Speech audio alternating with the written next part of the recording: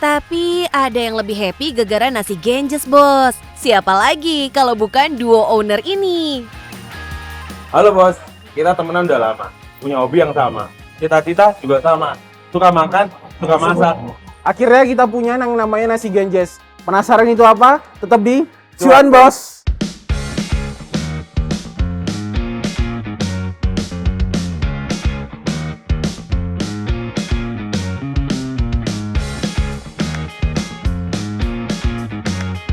Warga Malang dan sekitarnya mungkin udah nggak asing sama makanan ini, bos. Tapi buat yang belum pernah kesini, Mincuan kasih paham dulu apa itu nasi Genjes. Nasi Genjes adalah nasi yang diolah dengan cita rasa gurih dan tambahan teri serta daun jeruk segar. Jadi kalau diicipi rasanya udah endulita banget meski tanpa lauk. Warung ini buka sejak jam 10 pagi sampai jam 2 pagi, bos. Wadidaw, totalitas banget ya. Bukan tanpa alasan, warung ini hadir buat warga Malang yang suka brunch alias sarapan telat. Tapi ini bukan sembarang menu sarapan loh, bos. Nah bos, ini yang bikin beda di Mekarjaya. Kalau di tempat lain sarapannya biasanya lontong sayur atau bubur ayam. Kalau di Mekarjaya sarapannya pakai brisket. Yang kita tahu, brisket kan lumayan pricey ya, bos. Tapi kok bisa-bisanya ada di menu sarapan nasi Genjes dengan harga cuma 25 ribuan aja? Nggak rugi tuh, mas. Usut punya usut, ternyata kuncinya ada di supplier, bos. Kita bisa menekan HPP atau harga pokok penjualan kalau kita bisa dapat supplier tangan pertama. Jadi harga bahan bakunya bisa lebih murah. Nah awalnya ini juga menu kolaborasi sama salah satu brand di Kota Malang yang jadi rekanan kami juga. Kita bikin menu nasi Genjes dikasih brisket.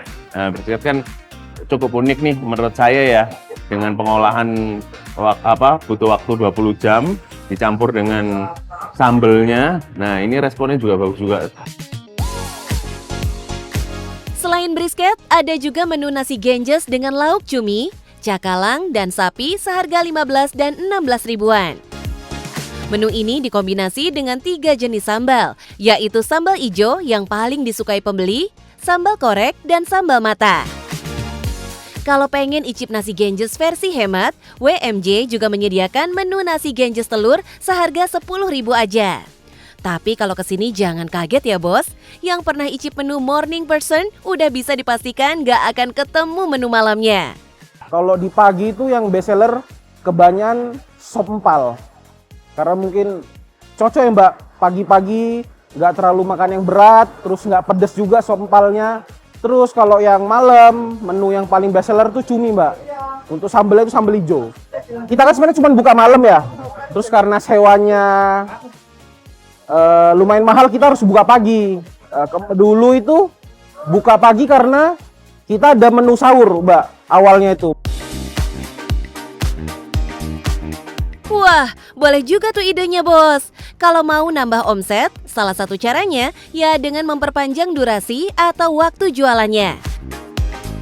Selain itu, menu yang berbeda di waktu yang berbeda bisa bikin orang penasaran, lalu datang lagi demi icip menu lainnya. Jadinya repeat order, bos.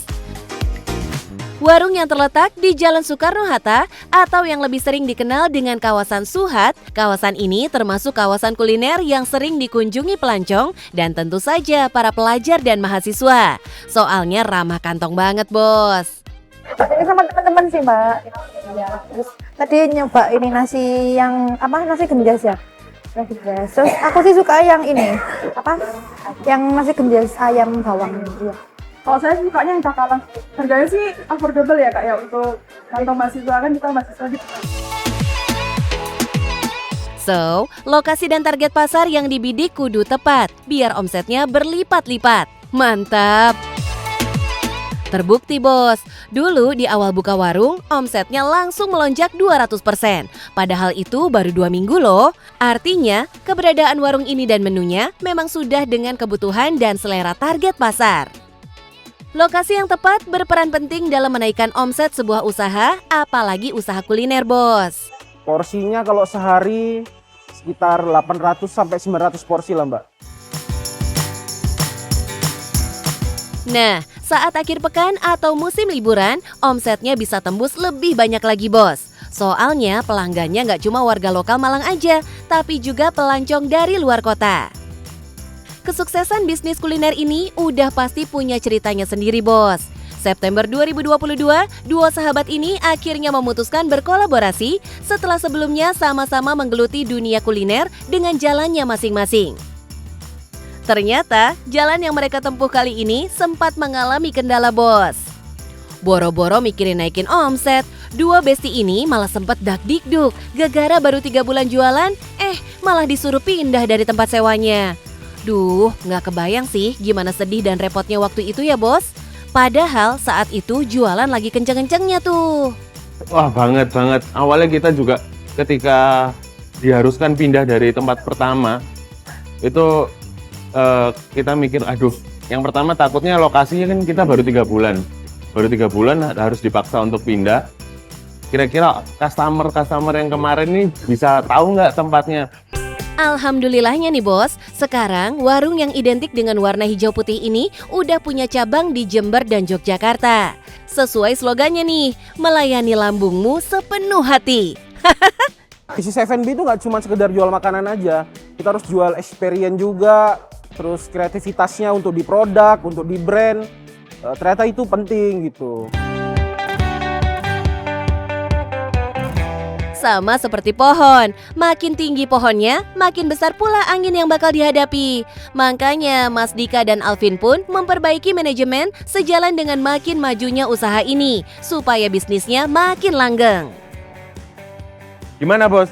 Udah lihat usaha kami?